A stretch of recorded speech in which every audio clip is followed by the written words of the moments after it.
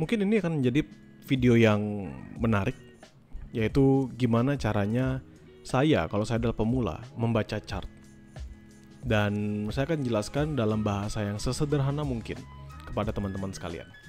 Pertama, ketika kalian buka platform, contoh kita pakai di sini TradingView ya. Ketika kita buka TradingView, maka mungkin kalian akan mendapatkan gambar seperti ini. Yang jadi pusing adalah kalian bingung, ini apa? Pertama, ini adalah candlestick teman-teman. Apa itu candlestick? Ya sebenarnya sebagai alat bantu kita mengetahui, ya, alat bantu kita mengetahui pergerakan harga. Simpelnya di situ dulu. Ya, simpelnya di situ dulu. Sebuah chart biasa. Kenapa banyak banget kalau kalian trading itu ngeliat candlestick ini? Ya karena memang ini jauh lebih mudah untuk kita analisis. Ada nggak jenis-jenis yang lain? Banyak teman-teman.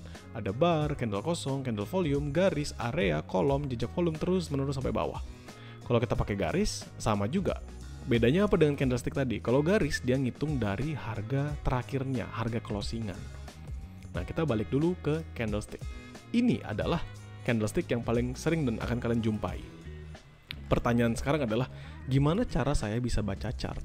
Atau gimana caranya saya bisa mengetahui dia mau kemana? Simple teman-teman. Dalam trading itu ada yang namanya 3 hal yang kalian harus pahami. Pertama adalah bullish. Yang kedua adalah bearish. Dan yang ketiga adalah sideways. Ini adalah 3 hal yang kalian harus pahami. Ini dari kata-kata bull, ini dari kata-kata bear, dan ini sideways ya, normal sideways. Kalian coba pikirkan seekor banteng. Seekor banteng itu kalau mau menyerang kepada orang, dia akan menyundul, nanduk dari bawah ke atas. Artinya bullish itu bawah ke atas. Artinya ujungnya akan go up. Kalau bear, kalau kalian ingat seekor beruang itu kalau menyerang dia nyakar dari atas ke bawah. Ya, dia akan menyakar dari atas, hajar ke bawah. Makanya kita tahu atas ke bawah, go down. Sideways artinya dia tidak bergerak terus-menerus ke atas, tidak bergerak terus-menerus ke bawah, melainkan bolak-balik aja, atas, bawah, atas, bawah. Ini adalah pengetahuan paling dasarnya dulu kalau kita ngomongin soal chart. Sekarang kita akan melihat pembentukannya pada grafik di sini. Kalau kalian lihat, ini saya akan marking pakai kotak-kotak aja. Ini adalah level paling tingginya. Ini candlesticknya nyentuh di area tertinggi di sini. Lalu candlestick ini menyentuh di area yang lebih rendah. Lalu menyentuh di area yang lebih rendah. Lebih rendah, lebih rendah, lebih rendah, lebih rendah, lebih rendah. Kalau kalian lihat dia semakin lama semakin rendah, di manakah dari ketiga ini pergerakannya dari atas ke bawah? Jawabannya adalah bearish. Artinya kita bisa menyatakan ini sebagai pergerakan bearish. Ini saya paskan di sini aja biar enak. Kayak gini. Nah, ini pergerakannya bearish. Ya. Karena dia semakin lama semakin rendah, semakin rendah, semakin rendah.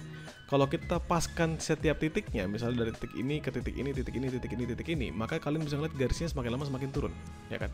Ini. Semakin lama semakin turun, semakin turun, semakin turun. Nah, ini biar kita pas aja biar enak.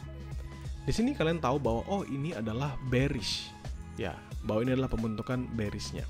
Bearish yang terbentuk. Jadi kalau misalnya kalian bingung cara ngeliatnya gimana, ingat aja baca chartnya seperti tadi. Bearish itu adalah ketika momentumnya atas ke bawah.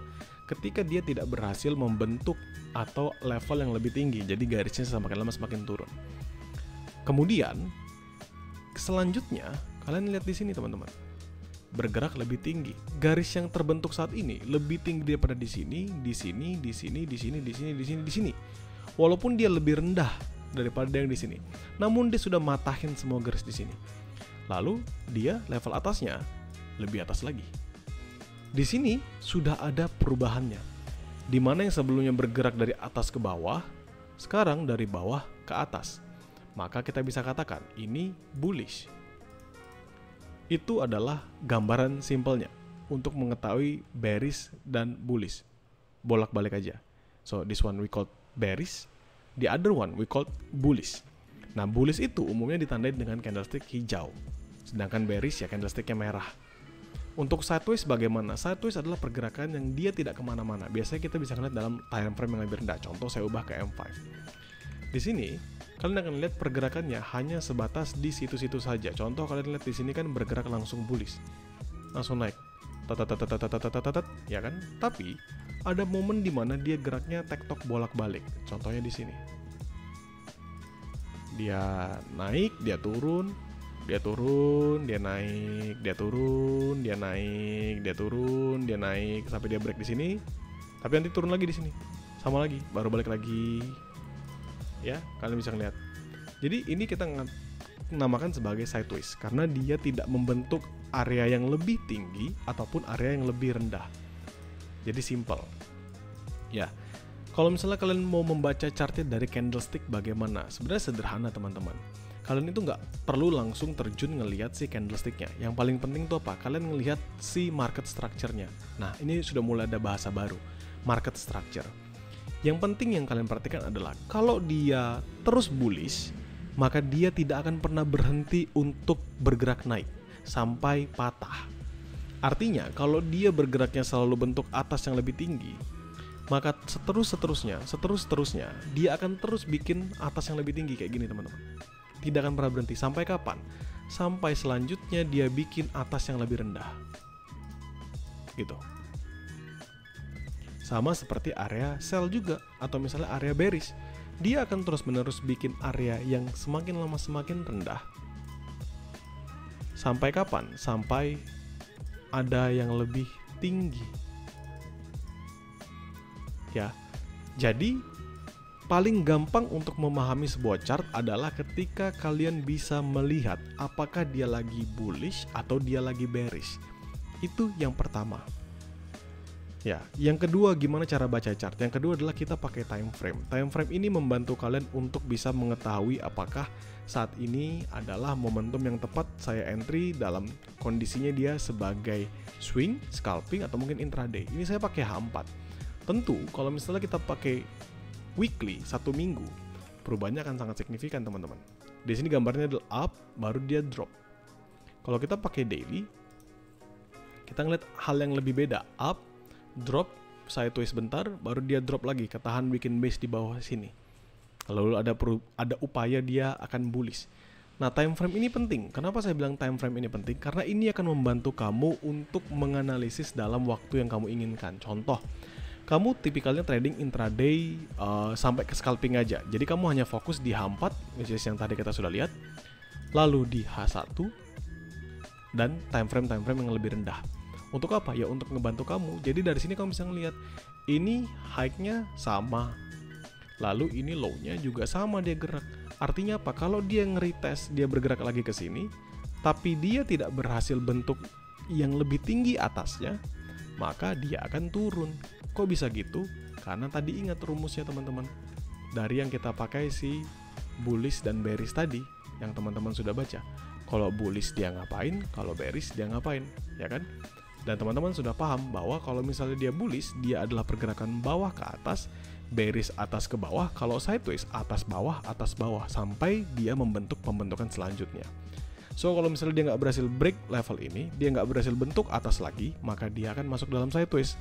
Next stopnya, dia akan kembali turun. Itu adalah gambaran yang paling sederhana atau yang memudahkan kalian dalam memahaminya. Jadi, apa yang saya sebut tadi maksudnya bullish, bearish, dan sideways, ini namanya adalah menentukan sebuah tren. Ya. Nah, sekarang kalau misalnya kalian ingin memperdalam lagi, kalian kan sudah paham hal sederhana cara membaca chart, yaitu kalian tahu pembentukan tren, kalian tahu tentang time frame, dan kalian tahu logika dasarnya. Tanpa perlu kalian memahami tentang candlestick dulu, at least kalian punya pemahaman dasar tentang ini. Kalian tahu bahwa kalau dia bawah ke atas dan terus membentuk yang lebih tinggi, maka namanya bullish, sampai nanti terpatahkan, maka di situ kalian akan paham bahwa trading itu umumnya tentang tren, tentang momentum. Trading itu umumnya tentang bagaimana kita bisa mengikuti arus.